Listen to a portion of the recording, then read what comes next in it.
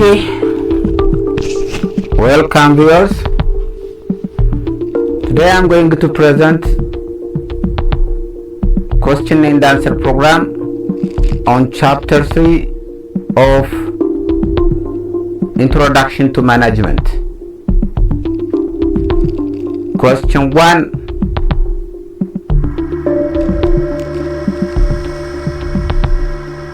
The direction is as usual, choose the best answer. Question 1. Who defined planning as deciding in advance what to do, how to do it, when to do it, and who is to do it? A. Henry Fayol. B. Huntus and O'Donnell. C. Max Weber. D. Elton Mayo. The answer for question number 1 is B. Huntus and O'Donnell. Question number 2. What is the primary function of management? A. Controlling. B. Staffing. C. Planning. D. Directing. The answer for question number 2 is C. Planning. Question number 3. Which of the following statement best describe the importance of planning? A. It ensures that managers can predict the future accurately. B. It helps managers focus attention on objectives and decision making. C. It eliminates all risks and uncertainties. D. It makes controlling unnecessary. The answer for question number 3 is B. It helps managers focus attention on objectives and decision making. Question number 4. How does planning help minimize risks and uncertainty? A. By preventing all external changes. B. By predicting changes and preparing for them.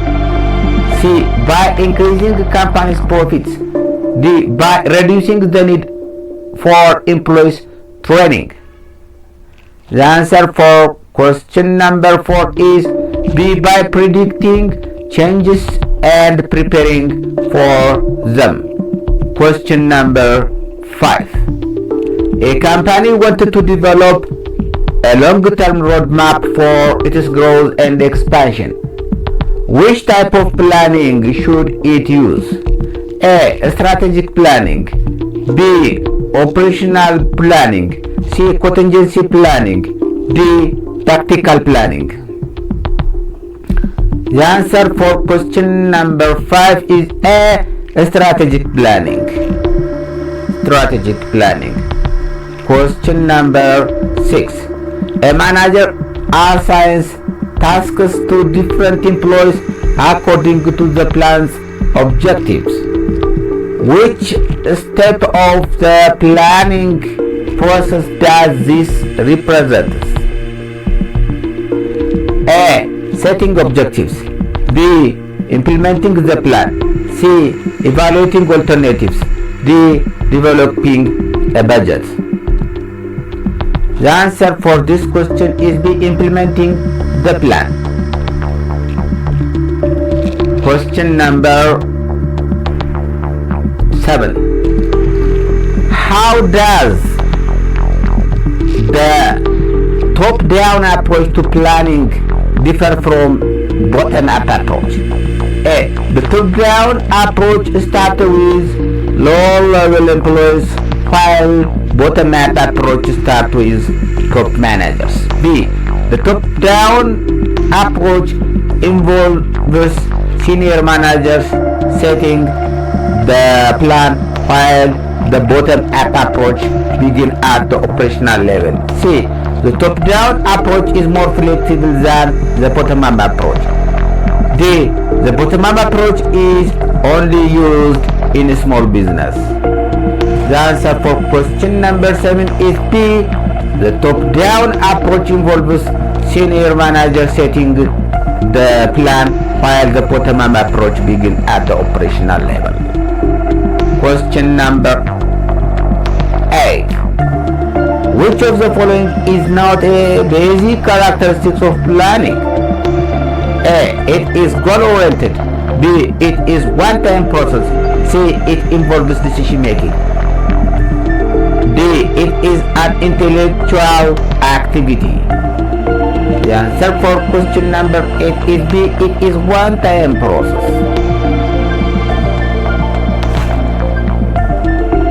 One-time process is not a basic characteristic of planning.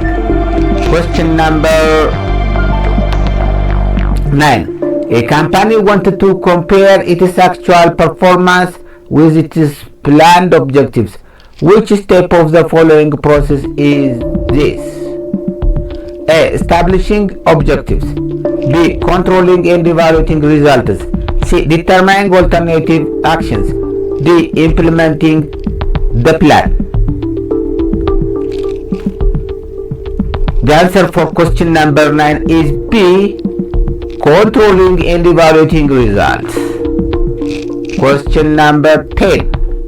If an organization faces an economic crisis, which type of planning will help it adjust its operations accordingly? A. Strategic planning. B. Contingency planning. C. Tactical planning. D. Operational planning. The answer for question number 10 is contingency planning. Question number 11. A company wanted to integrate both top-down and bottom-up planning approach. What would be the best strategy? A. Allowing only senior management to make decisions. B. Use flexible planning models that incorporates feedback from all levels. C. Ignore employee suggestions and focuses on long-term goals. D. Avoid creating contingency plans. The answer for question number 11 is B. Use a flexible planning model that incorporates feedback from all levels. Question number 12. A business is developing a plan to launch a new product. Which components should it include in the planning process? A. Setting objectives, developing a budget, and monitoring performance. B. Only setting objectives and delegating tasks. C. Hiring employees before creating the plan. D. Implementing the plan without setting objectives. The answer for question number 12 is A. Setting objectives, developing a budget, and monitoring performance. Question number 13. Which of the following is a feature of strategic planning? A. Short-term focus. B. Operational level execution. C. Long-term direction and decision making. D. Focus only on financial resources. The answer for question number 13 is C. Long-term direction and decision making.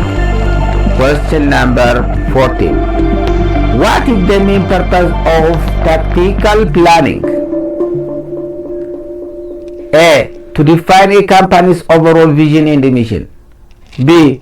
To implement specific part of strategic plan. C. To manage day-to-day activities. D. To prepare for unexpected changes. The answer for question number 14 is to implement a specific part of a strategic plan. Question number 15. What is the primary objective of a budget in the planning process? A. To serve as a numerical plan for resource allocation. B. To increase employees' motivation. C. To set unrealistic financial targets. D. To limit flexibility in decision making. The answer for question number 15 is A. To serve as a numerical plan for resource allocation.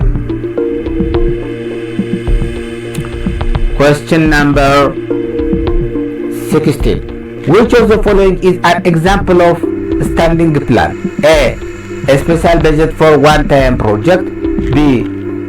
A company's recruitment policy. C. A temporary business strategy. D. A project's completion timeline. Question number 16. Answer is B.